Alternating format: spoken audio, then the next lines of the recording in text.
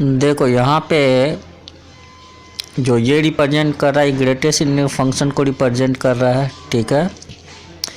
और तुमको हम बोलेंगे कि साइन एक्स का वैल्यू कहाँ से कहाँ लाई करता है। साइन एक्स का वैल्यू अगर तुम देखोगे तो एक पूरा रेंज में लाई करता है, ठीक है। वो -1 से लेके 1 के बीच सारे वैल्यूज़ के बीच में लाई करता है, ठीक है। इस ब्रैकेट का मतलब होता है रेंज है -1 से लेके 1 के बीच, और इस ब्रैकेट का मतलब होता है कि एक डिजिट है, ठीक है, ओनली डिजिट। जैसे इस ब्रैकेट के अंदर ये क्लोज है मतलब सिर्फ 1 को रिप्रेजेंट कर रहा है, और 0 1 है तो मतलब दो ही नंबर है 1 0 एंड 1, ठीक है। तो अब देखो तुमसे पूछा गया है कि what is the range of F x. तो एफ एक्स का रेंज क्या होगा, तो जैसे कि साइन का अगर रेंज हमसे पूछता तो -1 से लेके 1 तक होता। अगर हम तुमको बोले कि साइन एक्स को अगर हम ग्रेटेस्ट इंटीजर फंक्शन के अंदर डाल दे, साइन एक्स बना दे, तब फिर इसका क्या हो जाएगा रेंज। तो इसका ओनली 3 रेंज वैल्यू मिलेगा, एक -1 मिलेगा, एक 0 मिलेगा और एक 1 मिलेगा, और इसके अतिरिक्त कोई भी अदर वैल्यूज़ हमको नहीं मिलेगा, ठीक है। क्यों? क्योंकि साइन एक्स किसके अंदर है, ग्रेटेस्ट इंटीजर फंक्शन। यहाँ इसका मतलब सिंपल सा बात है कि यहाँ पे तुमको वैल्यूज़ जो है इस जगह हर जगह लाई कर रहा है। अगर हम एक पूरा पीरियड ले ले तो उस पूरे पीरियड में क्या हो रहा है, यहाँ से यहाँ तक सब जगह वैल्यू दे रहा है। इस पॉइंट पे वैल्यू कितना दे रहा है 1, इस पॉइंट पे वैल्यू दे रहा है -1। लेकिन यही जब ग्रेटेस्ट इंटीजर फंक्शन का बात आता है तो ग्रेटेस्ट इंटीजर फंक्शन के अंदर क्या होता है, अगर तुम्हारा वैल्यू 0 से लेके 1 के बीच में है, 1 को छोड़ के है, तो ये सब का वैल्यू 0 के बराबर होता है। अगर 1 से लेके अगर तुम 2 तक वैल्यू देखती हो, 2 तक, तब वैल्यू कहाँ से कहाँ मिलता है, तब तुमको वैल्यू 1 पे मिलता है, ठीक है। तो अगर तुम इसका वैल्यू तुम अगर चेक करोगी तो ये वैल्यू तुमको कहाँ पे मिलेगा, तो ये वैल्यू तुमको मिलेगा साइन के वाई एक्सिस पे। मतलब इस एक्सिस, ये एक्सिस पे 1 मिलेगा, इस एक्सिस पे -1 मिलेगा, ठीक है, और बाकी सारा वैल्यू इस दोनों के बीच में मिलेगा, ठीक है। तो ये जो तुम्हारा अगर हम प्रिंसिपल वैल्यू के अंदर जाके देखेंगे तो यहाँ पे जो हमको ये वैल्यू मिल रहा होगा वो π/2 पे, ये सॉरी -π/2 पे जाके मिल रहा होगा, और ये वैल्यू अगर हम देखेंगे तो कहाँ मिल रहा होगा, π/2 पे। और इस दोनों वैल्यू को अगर छोड़ के अगर देखेंगे तो सारा वैल्यू हमको -π/2 से लेके ये दे रहा होगा 0 के बीच जो भी वैल्यू होगा वो तुमको -1 आएगा। 0 वैल्यू कब आएगा, जब π/2 से लेके हम 0 डिग्री से लेके π/2 तक हम मूव करेंगे, ठीक है।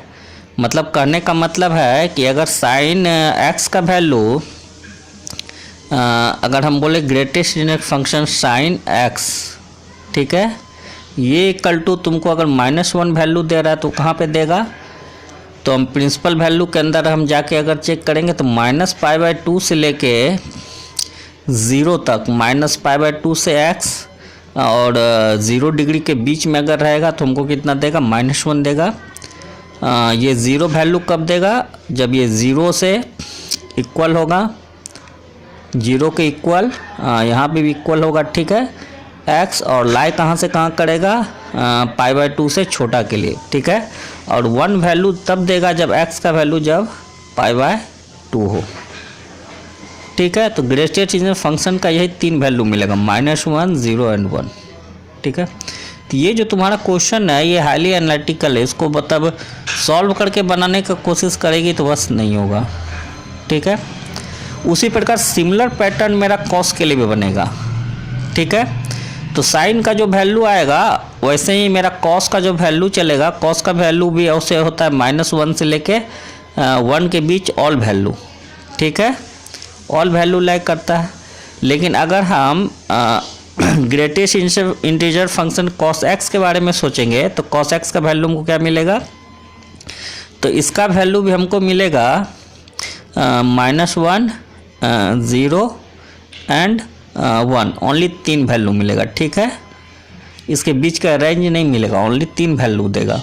अब देखो तुम्हारा क्वेश्चन बहुत सिंपल है, कौन सा है, एफ एक्स इक्वल टू क्या है, √√2 साइन एक्स साइन 2x उसमें दिया हुआ है, x लो या 2x लो या कोई खास फर्क नहीं पड़ने वाला है, ठीक है, इंटू कॉस एक्स, ठीक है। अब देखो अगर ये रूट के अंदर है तब अंदर में निगेटिव वैल्यू तो ऐसे भी अलाउड नहीं है, तो निगेटिव वैल्यू के बारे में सोचना नहीं है, ठीक है। अब देखो ये जो वैल्यू दे रहा होगा और ये जो वैल्यू दे रहा होगा, ये वैल्यू जो हमको मिल रहा होगा जब ये 1 दे रहा होगा तब सोचो कि क्या होगा। जैसे देखो cos x का भी लिख लो, cos x का भी प्रिंसिपल वैल्यू जो यहाँ पे ली है उसी के लिए ले सकती हो, या फिर cos का वैल्यू देखते हैं, ठीक है। cos का वैल्यू का जो फंक्शन मेरा बनता है वो कुछ इस ढंग का बनता है, अप से ऐसे जाता है, ठीक है, और फिर ऐसे ऐसे इस ढंग से जाता है, ठीक है। अब देखो यहाँ से यहाँ तक वैल्यू, यहाँ पे वैल्यू कितना है 1 है, तो cos x का वैल्यू 1 कब मिलेगा, जब x का वैल्यू 0 होगा।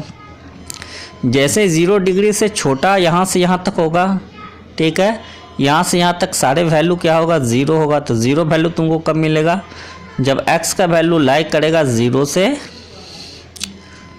पाई से यहाँ तक π/2, ठीक है, इक्वल नहीं होगा π/2, ठीक है।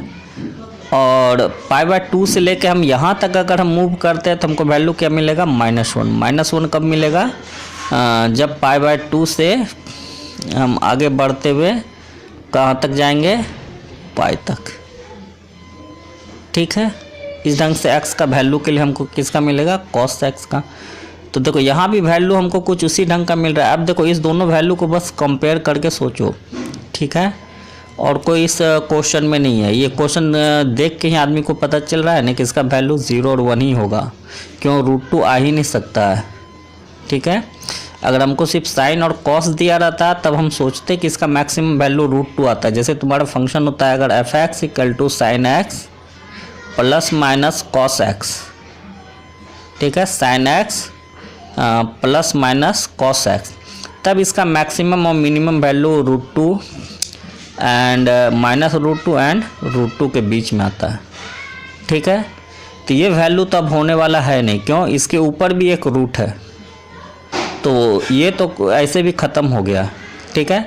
अब रूट किसके अंदर से तुम्हारा निगेटिव वैल्यू आने वाला नहीं है, यहाँ पे जो रूट तुमको दिया हुआ है रूट के अंदर से निगेटिव वैल्यू आने वाला है नहीं, तो बच जाता है पॉजिटिव वैल्यू। तो यहाँ देखो 0 भी हो सकता है। 0 कब होगा, जब ये दोनों का वैल्यू किसी भी पॉइंट पे इक्वल हो जाएगा तो क्या हो जाएगा, 0 हो जाएगा।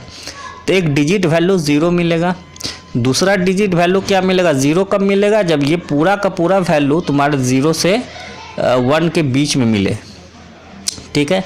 और 1 भी वैल्यू इसको मिल सकता है जब x का वैल्यू π/2 होगा, तो यहाँ पे वैल्यू कितना हो जाएगा, यहाँ पे वैल्यू 1 हो जाएगा, और यहाँ पे वैल्यू क्या देगा, ये 0 देगा, तो 1 - 0 1 रहेगा, तो रूट के अंदर 1 मिल सकता है। तो इस पे हमको पॉइंट वाइज पॉइंट सोचना होगा। इस ढंग से फंक्शन को तोड़ के अगर देखोगे तो एकदम क्लियर दिखेगा, और क्वेश्चन को इसको हमको देखने से ही पता चल जा रहा है कि इसका वैल्यू क्या क्या होगा। एक वैल्यू तुम्हारा 0 होगा, एक 1 होगा, ठीक है। तो उसी प्रकार देखो यहाँ भी हम देख रहे हैं, अब साइन का और कॉस का वैल्यू हम यहाँ पे सिर्फ चेक कर रहे हैं, तो साइन और कॉस का वैल्यू हमको पूरा एनालिटी इस रेंज के अंदर जाके तुम उसको रीड करोगी तो बस तुमको 2 ही वैल्यू दिखेगा। एक वैल्यू दिखेगा 0, पूरा का पूरा वैल्यू जब इक्वल होगा, चाहे 0 से 1 के बीच लाई करता हुआ वैल्यू देगा, ठीक है, ये का पूरा अंदर का फंक्शन।